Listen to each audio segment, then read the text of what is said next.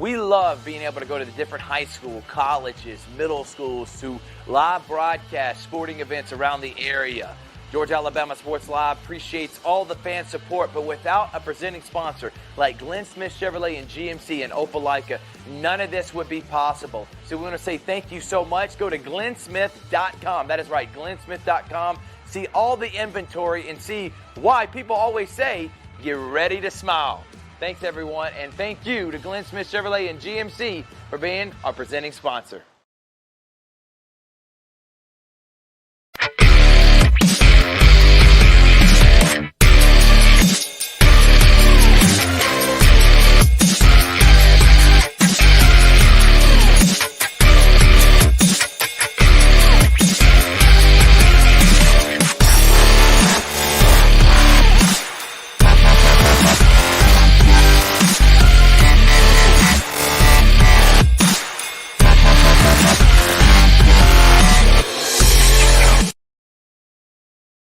Good evening, everybody, and welcome to another edition of the Calvary Coaches Show.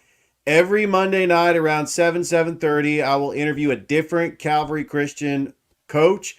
Whether last week we interviewed Coach Jeff Halstead of the softball team. This week, I'm going to be interviewing Coach Emmanuel Brunson, as we are going to talk about that game against Terrell County and preview this upcoming game against Stratford Academy. But first, my thoughts on Calvary football. What an incredible atmosphere at Calvary Christian Friday night. The fan support has been outstanding. There was not an empty seat. And I feel with all those fans just piling in right around the bleachers, it's definitely a great sight to see the community of Calvary Christian support the football team like they do. Let's go ahead and bring him on. He is the head football coach of the Calvary Christian Knights, Coach Emmanuel Brunson. Coach, how are you today joining us on the Calvary Coaches Show? Oh, man, I'm great, Richard. How are you? Thanks for having me. I appreciate you coming on, Coach. Let's talk about the game, not the result that you wanted, but I have to say, being on the call with Tyler Crowder on Georgia Alabama Sports Live, there were some things that impressed me about your team, Coach. Yes, I do want to start with your quarterback. Nate Osborne has proven he can throw the football. What was your takeaway from the game against Terrell? What were some of the things that you saw that were bright spots, and what were some of the things that just need to make adjustments heading into next week against Stratford? Oh, man, just mentioning Nate Osborne, that guy he's the man. We went into that game looking to make some big plays. And we didn't get the result that we wanted, but we played hard. Our guys never gave up, and he made some big plays. He took a couple of hits. Terrell County did bring some pressure, and he did what he needed to do to make the plays we needed to keep us in that game. There's no question about that. Let's talk about the beginning of the game. Terrell County gets the football first. There were some penalties that sustained the drive. They got the touchdown. It was a 3rd and goal play on the 16. And Jalen Perry just had a tremendous game. 9 catches for over 100 yards with that touchdown to make it 6-0. I thought your defense played very well keeping Calvary in that game. But I got to give props to your kicker, Will Coleman. Wow. What was the official yardage on that field goal? Was that about a 45-yard field goal? I mean, that was incredible. It made it 6-3. Yes, sir. It was actually 43. And we thought that was close. Yes, sir. We thought he broke the school record. The school record is 44. And the school record is held by our special teams coordinator, Coach Walker, who is Connor's kicking coach. And we thought he broke the record. Oh, man. And that kick had about 10 more yards on it. He's a heck of a kicker. Heck of a kicker. Yeah, it did. That's why I felt that Calvary was in this game. I remember you were down 6-3. It was in the 4th quarter. Your defense stopped Terrell pretty good and was able to get the football back a couple of times. There was a drive where Osborne threw the pass to Luke Scoggins, who made just an incredible catch. And you're on the 50-yard line. I actually felt. Did you feel like it?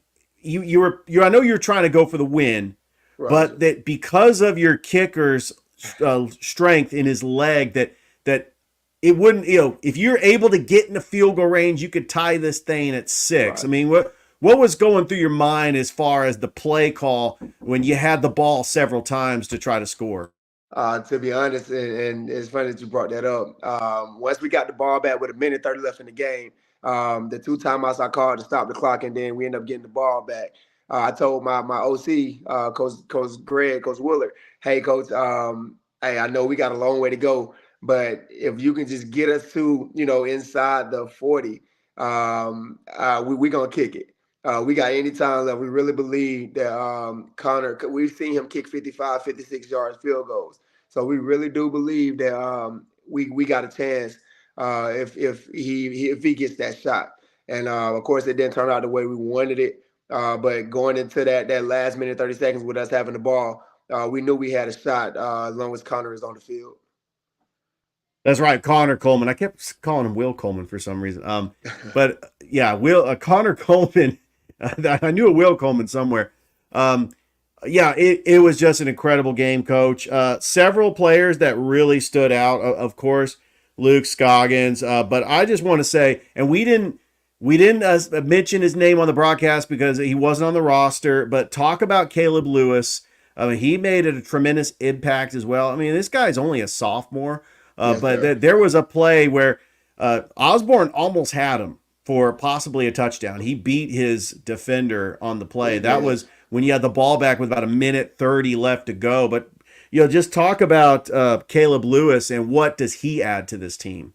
Oh man, Caleb is a star in the making, man. He came to us from Carver.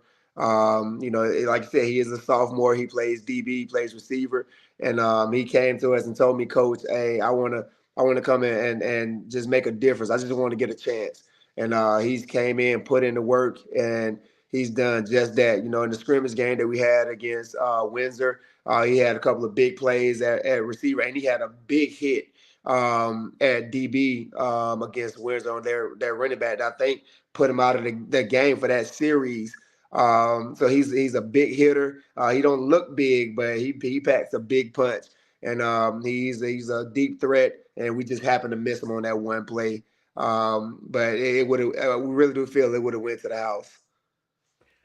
Coach, I want to talk about your defense. Caden Avery. I didn't have the official stats. How many sacks did he have? He must have had at least 10 pressures.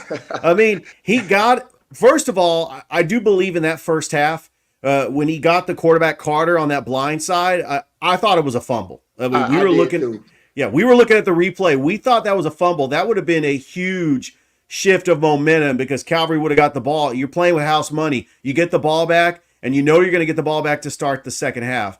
But that I think that was a big play in that first half. But I was very impressed with the pressures that Caden Avery put on that O-line for Terrell. But what impressed you the most about Caden Avery and his defensive performance? Oh man, we knew going in, and just dating back to last year, Caden is only a sophomore himself.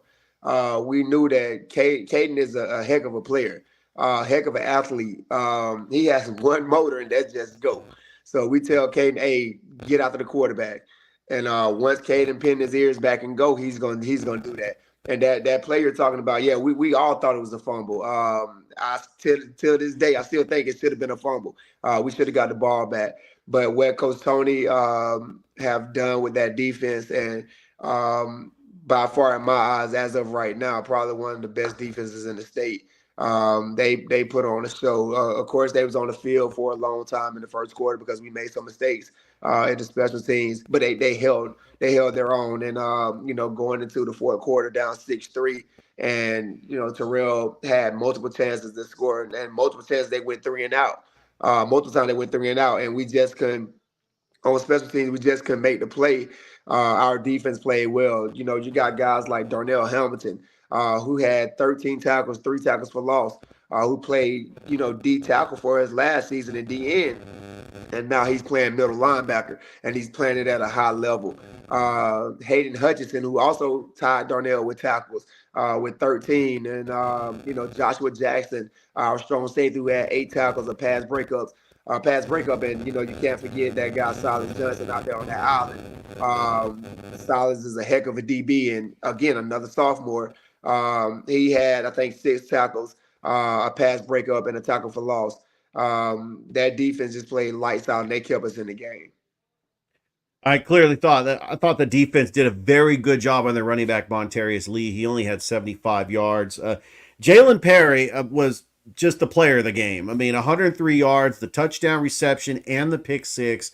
Terrell Academy, I think, is going to be a very good team, and I was very proud of the effort for Calvary Christian. I know that it's just one loss, and it's not a regional loss. You were playing a GHSA school. Yes, sir. Now you get ready for GIAA play, which you will face a very tough Stratford Academy team that did defeat Pacelli at Dimal Field. Have you been able to see what Stratford type of football team they are, and how does Calvary match up with the Eagles from Stratford Academy? I have.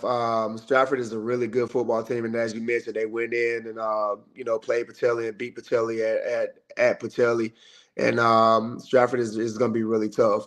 We feel that if we go in and we play football, we clean up some of the mishaps we had against Terrell County. Fix some of the mistakes that we had, because again, that game against Terrell County, we really beat ourselves. The mistakes, the special team mistakes, the one big play we had to where they went 3-and-out in the first series, and then we jump up a net 7-yard punt and just happen to touch the ball. Those type plays that we can turn it around. That game goes a little different. And Stratford is a great downhill running team. And I feel with our defense and what Coach Tony has put into play to stop that run offense of Stratford, I think we're gonna be okay. I think we got a chance to go in and compete. We're gonna work hard all week. We worked hard today, and we're looking forward to playing a really good team in Stratford. Well, I'm excited that you guys are getting ready to face your GIAA opponents. Of course, Stratford was in the state championship 2 years ago against Pacelli, as they were able to get the victory 27-13 over Pacelli. And I do want to talk about just the growth of this team and just what it took in the off season to get into the weight room, because you coach also the strength and conditioning coach, not just for the football team, but for all of Calvary athletics. I mean, we knew that line play was going to be something that you would just have to take a hard look at. And one thing that Terrell County did was that they were able to get some plays in the backfield. I know that Osborne, he had to scramble a little bit, right. But I know that some of the adjustments that you can work on, what are some of the techniques that you could try to get that line just to give Osborne maybe an extra second to try to throw the ball, because we know he's got a cannon. If he can roll outside the pocket and has just enough time to get those receivers open, I think that Calvary can put up some points on the board and make big plays. But I know it starts in the trenches. So what are some of the things that you'll have to adjust with going up against Stratford? I think the biggest thing with our O-line is communication. I think we had a lack of communication on the O-line with some of the things that Terrell County was doing when it came to blitzes and them just talking and making sure they knew who to pick up. What we was doing within our scheme. Again, we have an inexperienced O-line. We have a freshman, 2 juniors. A freshman, 3 juniors. And a sophomore on our starting O-line, and none of them has played together before outside of the returning starter that we had. I'm sorry, the 2 that we got coming back from this past season. So we got 3 new O-linemen on our starting O-line. So it's just a growth thing and communication thing, and them just getting together, continue to work together, continue to get to know each other, just working on one accord. And I think as we continue to work and continue to get better, I think our O-line is going to get better. And as our O-line get better, Osborne will have more time. And when he has time, he's dangerous. And I think that we're going to continue to work, that our O-line coach is going to continue to put in, things that's going to help our O-line with protection of Osborne and just the run game as a whole. And, my OC is doing what he do to put us in the best position to be successful and score. Again, it's a communication thing. We fix a communication problem. I think everything else, it fixes itself. Well, Coach, you mentioned the run game. I thought that Nate Stokes had a pretty good game on the ground as well. I felt like there were times where the O-line was giving him some holes. Osborne, when he had time to throw the football. Luke Scoggins, we know that he's a playmaker. And I've just been impressed with the way that Osborne has been able to get him the football. But one thing about this Calvary team, I know, Coach, that this team will just continue to improve.